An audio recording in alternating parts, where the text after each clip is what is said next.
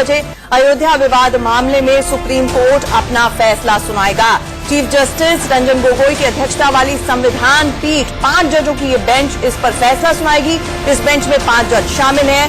फैसले के लिए कल यानी कि आज माफ कीजिएगा नंबर 1 कोर्ट खुलेगा। कोर्ट में सिर्फ मामले से जुड़े हुए लोगों को आने की अनुमति मिलेगी। बिल्कुल, chief justice Ranjan Gogoi, justice S A. Bobde, justice Dhananjaya Y Chandrachud, justice Ashok Bhushan और जस्टिस एस. अब्दुल नजीर की 5 सदस्यीय संविधान पीठ है शनिवार की सुबह 10:30 बजे जो ये फैसला सुनाएगी।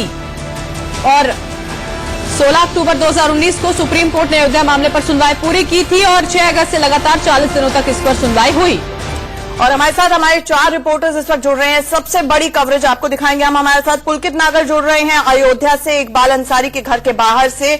हमारे साथ आशीष सिन्हा मेरे सहयोगी जो पल पल की खबर हम तक पहुंचाएंगे सुप्रीम कोर्ट से जुड़ रहे हैं। साथ ही साथ राकेश सिंह भी हमारे साथ जुड़ रहे हैं जो कि ओवरऑल हमें ग्राउंड रिपोर्ट्स देंगे जो देश भर में हाई अलर्ट है। बहुत सी जगह पर धारा से इकबाल अंसारी के घर के बाहर से हमारे साथ आशीष सिन्हा मेरे सहयोगी जो पल पल की खबर हम तक पहुंचाएंगे सुप्रीम कोर्ट से जुड़ रहे हैं। साथ ही साथ राकेश सिंह भी हमारे साथ जुड़ रहे हैं जो कि ओवरऑल हमें ग्राउंड रिपोर्ट्स देंगे जो देश भर में हाई अलर्ट है। बहुत सी जगह पर धारा 144 लगा दिया गया है। साथ ही साथ जतिन मेरे सहयोगी गाजियाबाद से जुड़ रहे हैं। सबसे पहले आशीष, आप हमारी आंख और कान आज होने वाले हैं। आप सबसे पहले हम तक खबरें पहुंचाएंगे। मुझे बताइए 10:30 बजे जैसे ही कोर्ट की शुरुआत होगी क्या क्या होगा सिलसिलेवार ढंग से हमारे दर्शकों के लिए?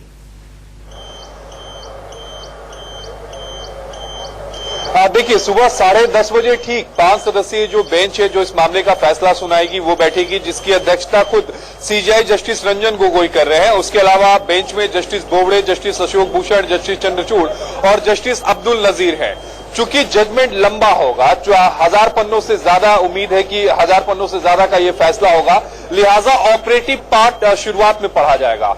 अमूनन आंचल हमें ये पता चल जाता है कि क्या फैसले में लेकर जजों में आपस में कोई मतभेद है या नहीं, वो लिस्ट के हिसाब से समझ में आ जाता है कि कौन से जज फैसले को अलग पढ़ेंगे। लेकिन चूंकि इस मामले में केवल एक नोटिस जारी हुआ था जिसमें ये लिखा गया था कि एमआई सिद्दीकी वर्सेस महेंद्र दास मामले में सुबह ठीक 10:30 बजे फैसला सुनाया जाएगा, इसलिए 10:30 बजे ये क्लियर हो पाएगा कि सभी जज इसमें बहुमत से राय दे रहे हैं या नहीं। अगर बहुमत से राय नहीं दे रहे हैं तो कौन से ऐसे जज हैं जो फैसला अलग लिख रहे हैं, ये सारी चीजें सुबह ठीक 10:30 बजे क्लियर हो जाएंगी। उसके बाद कोर्ट ऑपरेटिव पार्ट पढ़ना शुरू करेगा कि आखिर उनकी फाइंडिंग्स क्या है, जमीन पर मालिकाना हक किसका है, रामलला विराजमान, निर्मोही अखाड़ा, सुन्नी वक्फ बोर्ड। अगर ये तीनों ही पक्ष अपने मालिकाना हक को साबित करने में फेल होते हैं तो फिर ये जमीन जो है वो कानून के मुताबिक राज्य सरकार को दे दी जाएगी।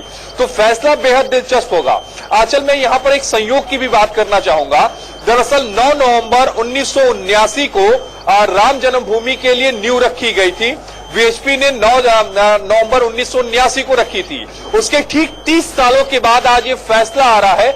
सबसे बड़ा फैसला, सबसे पेचीदा फैसला, सबसे पुराना फैसला, सबसे बड़ा राजनीतिक फैसला, सबसे बड़ा धार्मिक फैसला। और 30 सालों के बाद एक बार फिर राम जन्मभूमि में भगवान श्री राम के नारे लगेंगे या नहीं, आज ठीक 10:30 बजे के बाद ये तय हो जाएगा। 70 साल इस लीगल डिस्प्यूट को देश की अदालतों में पड़े हुए हो गए हैं। और उससे पहले बरखा अगर देखा जाए तो ये भी मानना है कि 1885 में क्योंकि पहला मामला फाइल हुआ था, अदालत में जुडिशियल प्रोसेस में आया था, तो उस लिहाज से तो 135 साल होते। पुलकित हमारे साथ जुड़े हैं। पुलकित, क्या कह रही है अयोध्या, कैसी है अयोध्या की सुबह आज?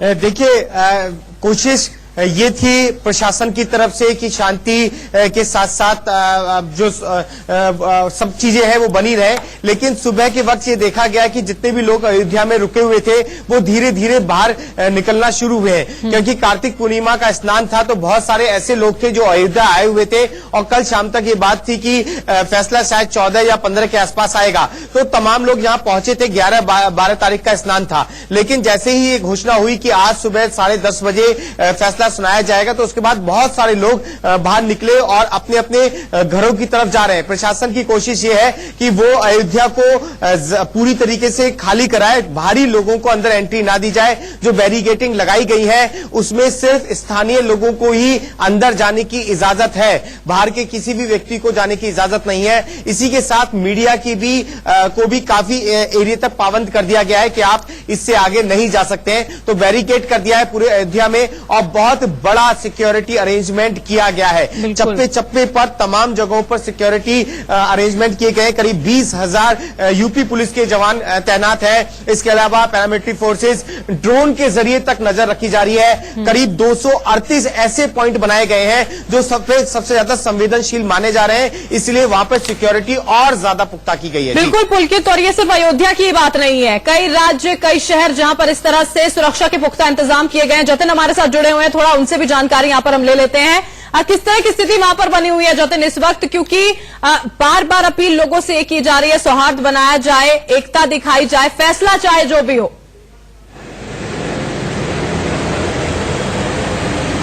जी बिल्कुल, दिल्ली एनसीआर भी बहुत ज्यादा महत्वपूर्ण हो जाता है सुरक्षा के लिहाज से, लिहाजा यहाँ पर भी तमाम चाक चौबंद व्यवस्था की गई है। अगले 3 दिनों तक, आज को मिलाकर 3 दिनों तक जो स्कूल कॉलेजेस हैं वो बंद कर दिए गए हैं और ये सख्त निर्देश भी दिया गया है कि किसी भी हालत में खुले में किसी भी तरह का ज्वलनशील पदार्थ किसी को ना दिया जाए, उसमें पेट्रोल भी शामिल है। इसके अलावा तमाम जो, क्योंकि दिल्ली यूपी की सीमा का भी ये इलाका है, तो जो नोएडा से सटे हुए बॉर्डर्स हैं और जो यूपी के गाजियाबाद से सटे हुए बॉर्डर्स हैं उन पर भी सुरक्षा काफी ज्यादा बढ़ा दी गई है। कई अतिरिक्त ड्रोन कैमरास मंगवाए गए हैं और क्योंकि यहाँ पर हिंडन एयर बेस भी है तो उसके इंटरनल और एक्सटर्नल जो सुरक्षा है उसमें भी इजाफा देखने को मिला है और पूरी तरह से अलर्ट है तमाम रेलवे स्टेशन और बस स्टैंड। सुरक्षा के लिहाज से जाहिर तौर पर बिल्कुल जतिन यहाँ पर तमाम तैयारियां की गई हैं। बिल्कुल राकेश, हमें बताइए किस तरह की इंटेलिजेंस इनपुट्स हैं, गृह मंत्रालय की खास तैयारियां क्या है, मीटिंगों के क्या दौर रहेंगे?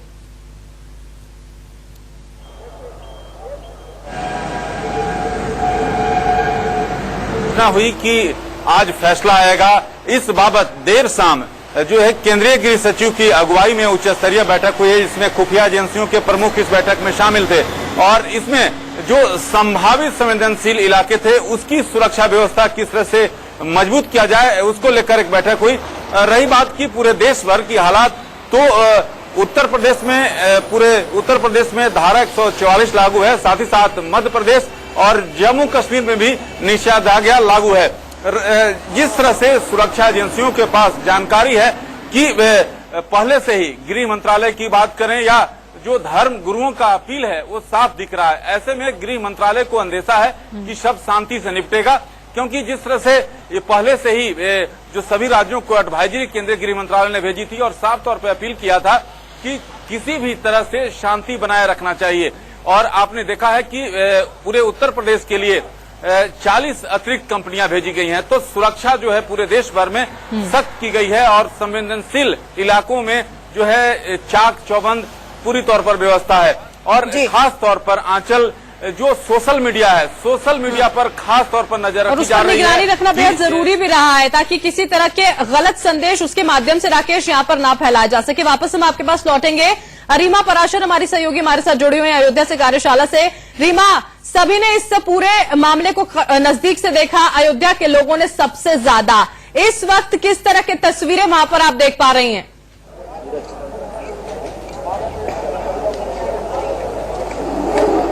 देखिए, कयामत की रात हम कह सकते हैं अयोध्या के लिए रही और हमने कल रात को भी सड़कों पर देखा कि किस तरह से लोगों में इस बात को लेकर उत्साह था कि आखिरकार इंतजार के जो लम्हे हैं, इंतजार की जो खड़ी घड़ी है वो उनकी खत्म होने वाली है। और आज सुबह का इंतजार लगभग पूरी रात अयोध्या जागी रही, क्योंकि शॉपिंग चलती रही, इस बात के अंदेशा जताते हुए कि हो सकता है 1-2 दिन के लिए दुकानें ना खुले या बंद हो, जैसा भी फैसला हो उसके मुताबिक। इसलिए लोग घरों में नहीं रहे बल्कि बाहर निकले, दुकानें खुली रही, लोग सड़कों पर आए, पेट्रोल भरवाने निकले। तो ये तमाम चीजें हमने देखी कि पूरी रात अयोध्या जागती रही। और आज भी जब सुबह हुई है अयोध्या की तो इसी इंतजार के साथ हुई है कि जल्द से जल्द ये इंतजार खत्म हो और यहाँ पर फैसला आए। इस वक्त भी हमारे साथ देखिए अयोध्या के बहुत सारे लोग हैं जो यहाँ पर जुटे हुए हैं।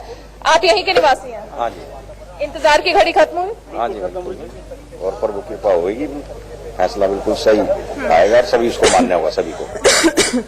आपस में सब भाईचारे की अपील कर रहे हैं, पूरी तरह भाईचारे का। बिल्कुल भाईचारे की अपील कर रहे हैं और सुप्रीम कोर्ट का जो फैसला है उसको हमें उम्मीद है कि हर हिंदू मुस्लिम सबको वो अच्छा होगा, मान्य होगा।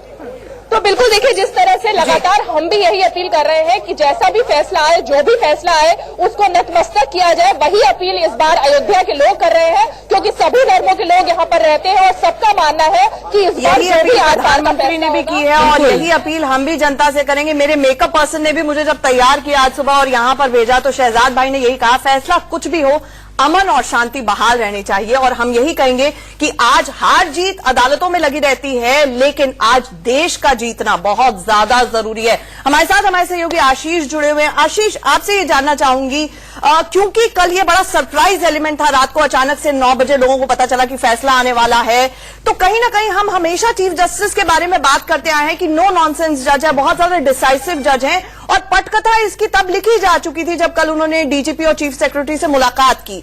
ऐसे में अफवाहों का बाजार गर्म है। मैं ये नहीं कहती कि आप प्रेडिक्ट कीजिए, लेकिन अफवाहों का बाजार गर्म है कि हो सकता है ये पूरी तरह से सर्वसम्मति से फैसला है, इसीलिए शायद जजों का सेपरेट प्रोनाउंसमेंट नहीं लिखा गया। क्या कहेंगे आप? देखिए, जाहिर तौर पर आंचल, क्योंकि सीजेआई जस्टिस रंजन गोगोई के काम करने का तरीका हम जानते हैं, उनका कॉन्सेप्ट बिल्कुल क्लियर होता है। जब वो सुनवाई भी करते हैं तो सीधे वकील से कहते हैं कि एक वकील ने पॉइंट ए पे बहस कर लिया, अगर आपके पास कोई पॉइंट बी है तो आप बहस करिए, नहीं तो आप अपना रिटन सबमिशन दे दीजिए। कल दरअसल जो मेरे सूत्र हैं वो ये बता रहे हैं कि यूपी के चीफ सेक्रेटरी और डीजीपी को कल सुबह मैसेज दिया गया, उसके बाद वो चार्टर्ड प्लेन से यहां पर आए। जो 1 घंटे से ज्यादा मीटिंग चली, उसमें CJI justice Ranjan Gogoi, justice Ashok Bhushan, justice Abdul Nazeer, justice Chandrachud और जस्टिस बोबड़े सभी मौजूद थे और वो इंश्योर करना ये चाहते थे कि यूपी क्या अयोध्या राम जन्मभूमि फैसले के लिए तैयार है या नहीं। सूत्र ये भी कहते हैं कि यूपी के मुख्य सचिव और डीजीपी ने सुप्रीम कोर्ट को भरोसा दिलाया कि कोई भी लॉ एंड ऑर्डर की को भंग नहीं करेगा, हम पूरी तरह से तैयार हैं।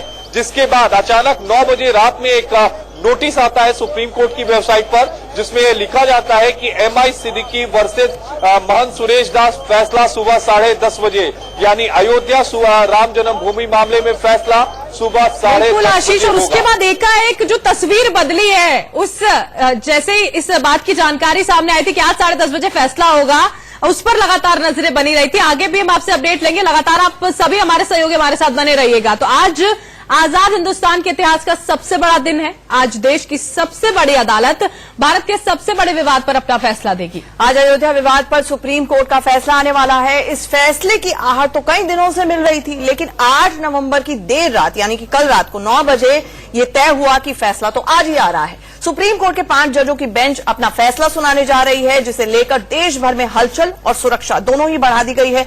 देश के ज्यादातर राज्यों में हाई अलर्ट है इस वक्त। आज सुप्रीम कोर्ट सबसे बड़ा फैसला देते हुए अपनी जिम्मेदारी निभाने वाला है, तो देश के हर नागरिक का ये फर्ज है कि हम भी उस फैसले पर भरोसा करें। बिल्कुल, और किसी भी तरह की कोई गैर कानूनी गतिविधियां जो है उनसे दूर रहें। आइए अब हम आपको दिखाते हैं